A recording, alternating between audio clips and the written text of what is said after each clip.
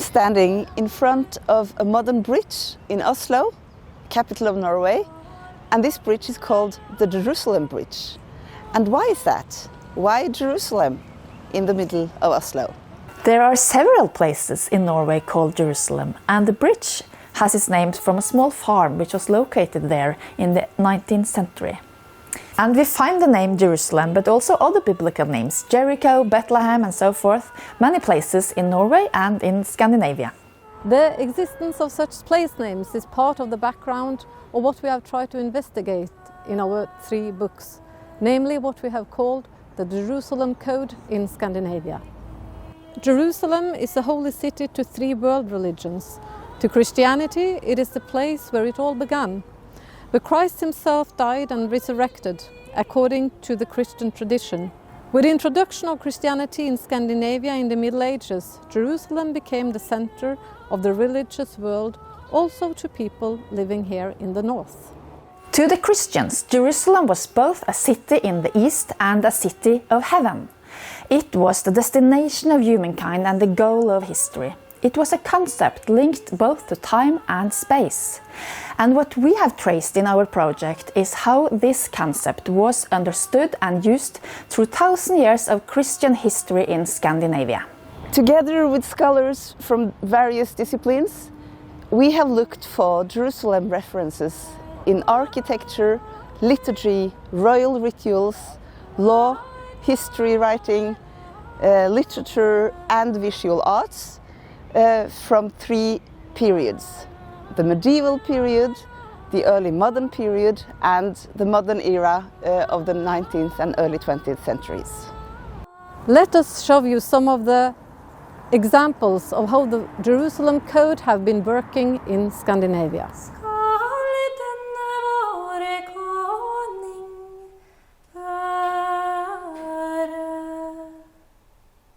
One example is this circular church in the middle of Tønsberg, a town at the eastern coast of Norway. It was built in the 12th century by Premonstratensian monks, and it is the largest of its kind in Scandinavia. Circular churches built in this period often quote or mimic the Church of the Holy Sepulchre in Jerusalem by sharing the form of the rotunda above Christ's empty grave. The connection to Jerusalem was religious, of course, but also political. And exactly here, in 1190, a group of Danish and Norwegian magnates were gathered to plan an expedition to Jerusalem. And they set out from Tønsberg in 1191 to take part in the Third Crusade. However, they failed because many of their ships went down, and the few of them who eventually reached Jerusalem came there only to see that Saladin had defeated the Crusaders and Jerusalem was once again on Muslim hands. Scandinavia became Christian at a time in history when being a Christian meant to defend the faith with armed force and fight the infidels. We see that Crusader Jerusalem plays a significant role in the shaping of Christian cultures in medieval Scandinavia.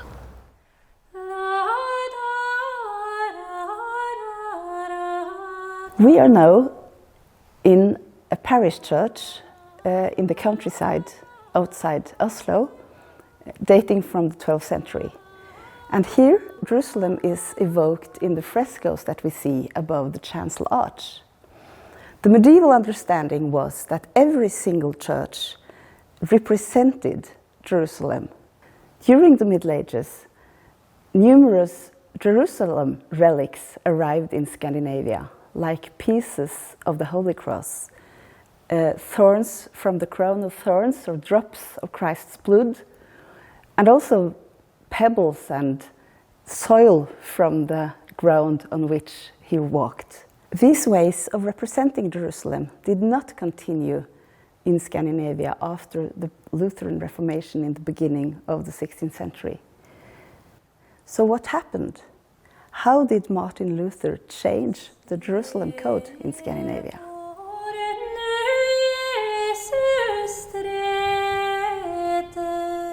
To Luther and his followers in Scandinavia, Jerusalem was no longer a holy city. Holiness was not something that could be represented and transferred physically anymore, as in the medieval period.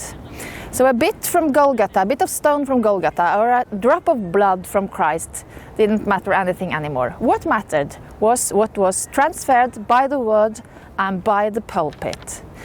So the true Jerusalem was where the word of God was clearly preached and where the true worship was maintained. And this was such a place. We are now standing beneath the walls of Akershus castle, the medieval royal castle of Christiania, which we now call Oslo. And here the cathedral was built in 1639. And as we can read in a description from that time, the cathedral was just like the Temple of Jerusalem, built beneath the walls of the Castle of Zion. And unlike the churches from before the Reformation, this church was like the Temple of Jerusalem, not because of sacred relics or sacred liturgy, but because the citizens of Christiania gathered here to listen to the true word of God as understood by Martin Luther. And the true Jerusalem was transferred by the preaching not only to Luther city Wittenberg, but also to Copenhagen and Christiania. As a Lutheran ideal state, the Kingdom of Denmark-Norway became a beacon of Europe.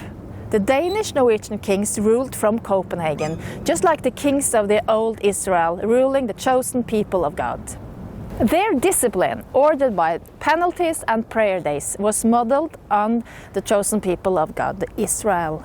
And when the catastrophe occurred, as in the city fire in Copenhagen in 1728, or here in Christiania, when a lightning suddenly struck the tower of the cathedral only 40 years after it was built, the anger of God had struck his people in a deserved punishment for their lack of faith, just as God, in his anger and through his tool the Romans, had struck the Jews and the city of Jerusalem in the year 70 AD.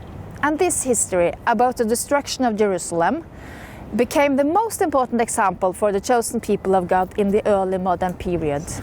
It was a frightening pedagogical example. If God could punish his own people and extinguish the city, how could you ever imagine he would spare us, the Christians, if we lived in sin? And this is the recurring question asked again and again then by the Lutheran theologians in the centuries after the Reformation.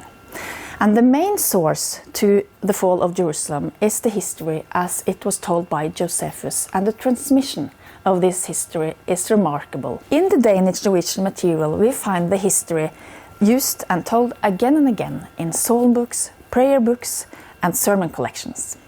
In the early modern period, Jerusalem in the east eventually became a distant city, partly because the Ottomans had invaded the city in 1517 and Jerusalem became more or less unreachable to the Christian pilgrims. After the fire of Copenhagen in 1728, for example, when the catastrophe was a fact, the preachers say they don't need the example of Jerusalem anymore. Jerusalem was a city far away and scarcely visible. Instead, they had their own Jerusalem within their own hearts and within their own ruined city of Copenhagen. When we arrive at the period of Pietism in the 18th century, the use of Jerusalem changes again. Here we stand in front of a small prayer house exhibited at the Folk Museum in Oslo. It stands as a token for the lay folks movement and pietism that was so important in Scandinavia in the 19th century. It started in the late 18th and profoundly changed the landscape of Scandinavian Christianity.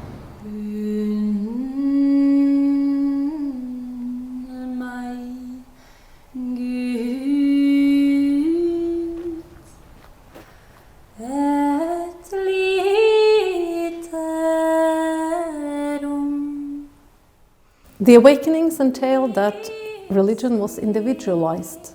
Each individual believer could read the Bible on her own or write down her Lebenslife, her life story, as in the case of the Moravian women in Christiansfeld. The Norwegian lay preacher Hans Nilsen Hauge used Jerusalem metaphors to encourage his followers to action. Anna Spafford, a Norwegian-born lady in Chicago, she encouraged her whole congregation to move to Jerusalem because he thought the coming of Christ was near. She was later joined by farmers from north in northern Sweden, from north in Dalarna, who sold everything they owned to join her in the American colony in Jerusalem. Their life stories were immortalized by Selma Lagerlöf's famous novel Jerusalem, for which she won the Nobel Prize in Literature.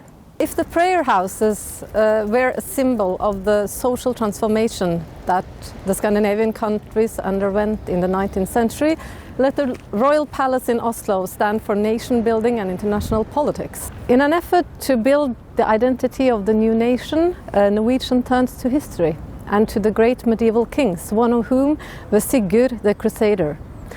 And when a new edition of Snorre Sturlason's sagas of the king were planned in the late 19th century, a Norwegian artist, he got the task to make the illustrations. That was Gerhard Munthe.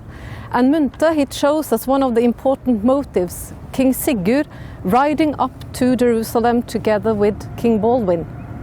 And later that motif was turned into a tapestry woven by Frida Hansen. And this national tapestry, as it was called, was later exhibited at the World Exhibit in Paris in 1900. The 19th century indeed is a century of nationalisms, and each and every European nation wanted a representation in Jerusalem. Protestants who traveled to the Holy Land were not interested in rituals. What they wanted to do was to discover and know the Holy Land in a scientific manner. Since the biblical exegesis and the biblical truth was challenged by new findings in philology and geology, which actually challenged the truth of the Bible, Bible scholars, they needed new evidence to prove the truth of the Bible. Hence they went to the Holy Land and they started important scientific programs.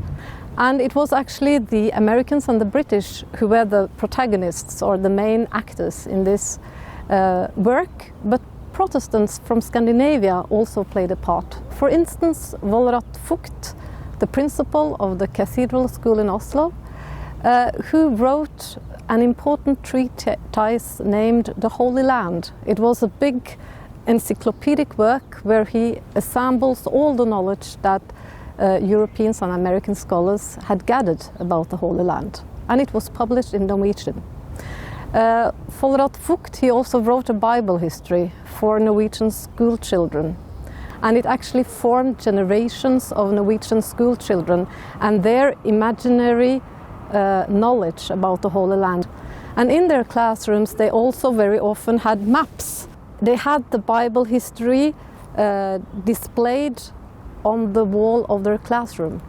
And this was the way that generations of Norwegian internalized the landscape of Bible land.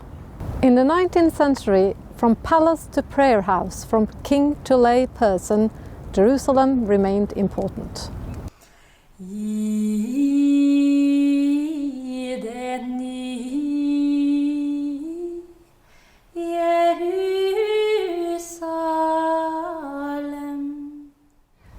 The examples we have shown you mainly come from Oslo and the district around, and this is due to the pandemic.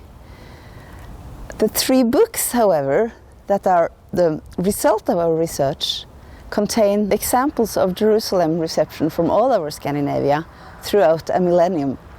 The Holy City, the Chosen People, and the Promised Land are concepts fundamental to the Christian tradition, and these concepts have influenced Scandinavian societies in ways more variegated, more fundamental, and more multiple than we usually think.